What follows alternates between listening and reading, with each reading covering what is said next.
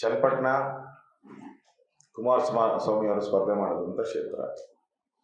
ಆ ದೃಷ್ಟಿಯಿಂದ ಅಲ್ಲಿ ಯಾರು ಅಭ್ಯರ್ಥಿ ಆಗಬೇಕು ಅಂತೇಳಿ ಈಗಾಗಲೇ ಕುಮಾರಸ್ವಾಮಿ ಅವ್ರ ಜೊತೆ ಮಾತಾಡಿದ್ದೀವಿ ನಾವು.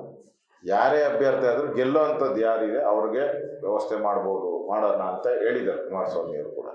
ಅದರಿಂದ JDS BJP ಪ್ರಶ್ನೆ ಅಲ್ಲ, ಗೆಲುವಿನ ಪ್ರಶ್ನೆ. ಗೆಲ್ಲುವಂಥ ಅಭ್ಯರ್ಥಿಯನ್ನು ನಾವು ಅಲ್ಲಿ ಕಣಕ್ಕೆ ಇಳಿಸ್ತೀರಿ. ಈ ಕಾಂಗ್ರೆಸ್ ಇವತ್ತು ಏನು ಬೆಲೆ ಏರಿಕೆ ಇವೆಲ್ಲ ದುಂಬರಾಟ ಆಡ್ತಾ ಇದೆ, ಇದಕ್ಕೆ ಜನ ಬೈ ಎಲೆಕ್ಷನಲ್ಲಿ ಬುದ್ಧಿ ಕಲಿಸ್ತಾರೆ. ನಾವಿಬ್ಬರು ಒಟ್ಟಾಗಿ ಹೋಗ್ತೀವಿ, JDS ಮತ್ತು BJP ಒಟ್ಟಾಗಿ ಹೋಗ್ತೀವಿ ಚುನಾವಣೆ. ಹೌದು, ಮುಂದೆ ಚುನಾವಣೆಗೂ ಒಟ್ಟಾಗಿ ಹೋಗ್ತೀವಿ. ಮುಂದೆ ನಮ್ಮದೇ ಸರ್ಕಾರ. ಚನ್ನಪಟ್ಟಣ ಕುಮಾರಸ್ವಾಮಿ ಅವರು ಸ್ಪರ್ಧೆ ಮಾಡೋದಂಥ ಕ್ಷೇತ್ರ. ಆ ದೃಷ್ಟಿಯಿಂದ ಅಲ್ಲಿ ಯಾರು ಅಭ್ಯರ್ಥಿ ಆಗಬೇಕು ಅಂತೇಳಿ ಈಗಾಗಲೇ ಕುಮಾರಸ್ವಾಮಿ ಅವ್ರ ಜೊತೆ ಮಾತಾಡಿದ್ದೀವಿ ನಾವು.